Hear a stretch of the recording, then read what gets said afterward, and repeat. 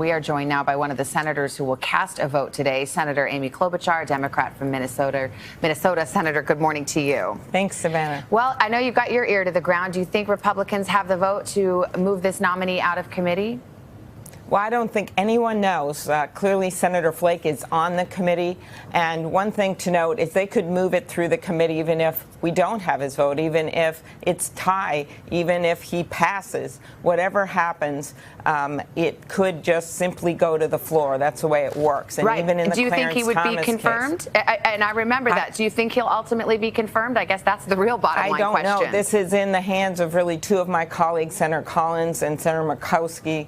I believe that if they listened to this incredibly graceful, dignified woman yesterday, it's hard to not at least say, open up the FBI investigation, because contrary to this he said, she said, this is really he said, they said. You have a number of people that have known him from the past that said that he's been belligerent when he's drunk, his college roommate, that he's been stumbling, all of these stories that would lead you to at least say, let's check them out, because they would, of course, corroborate some of the women that have come forward. But, Senator, and at the same time, this down, yeah. I hear your point, but at the same time, and this truly is a perplexing situation, at the same time, the three names that Dr. Ford gave to the committee who she says were there that night, including one who says he was in the room, they all say they have no recollection. Does that give you pause? Even if you found her testimony to be believable and credible, does that give you pause? I want to have Mark Judge, the person that she says was in the room under oath or interviewed by the FBI. If he's interviewed by the FBI, that is a way different thing than just sending a letter into the committee. It truly is. What about the other two? Because that could have criminal penalties if he lies. The same with the other two. I think it is very important that the FBI interview them as well as follow up as the other women that have come forward. This is why the ABA, that gave him a well-qualified standard, has said, wait 1 week. I would turn this on my colleagues and say, you won't give her 1 week.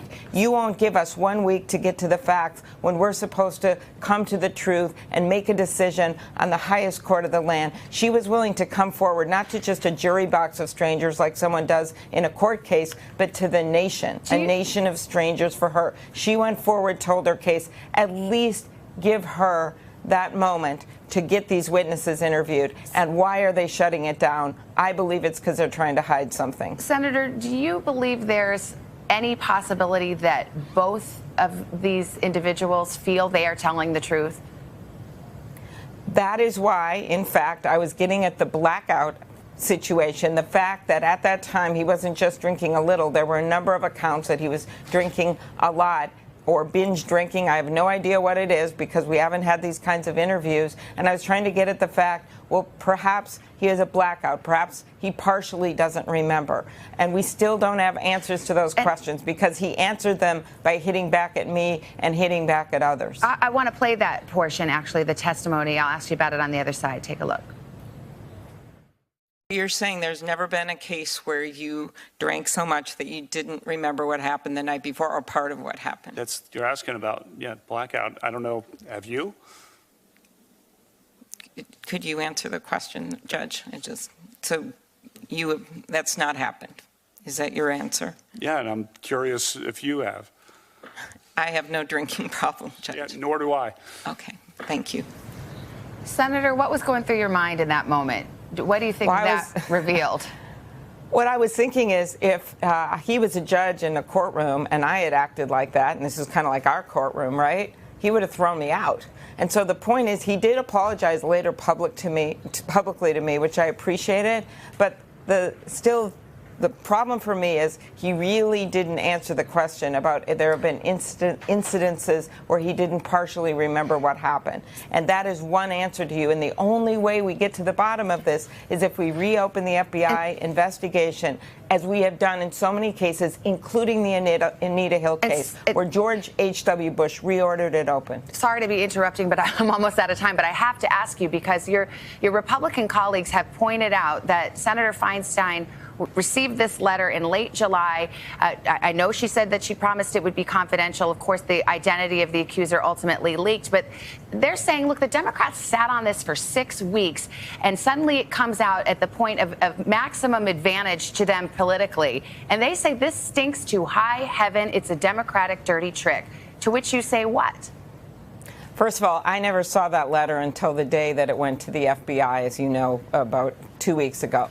But I believe when you listen to Senator Feinstein, she came forward, Dr. Ford, clearly said she didn't want anyone to know about it, that it was confidential. And then she honored that confidentiality. And then when the media found out about it, it then came forward. I think the point here is no matter what my colleagues think about what happened, they have to answer this question. Are they going to shut down a process just for this nominee that we have used over and over again with other nominees? When facts comes out, we at least have the FBI go and check them out so that we have the evidence. They cannot create an evidence-free zone for the highest court of the land. Senator Amy Klobuchar, the important day over in your neck of the woods. Thank you very much for being with us. We really appreciate it. Appreciate it.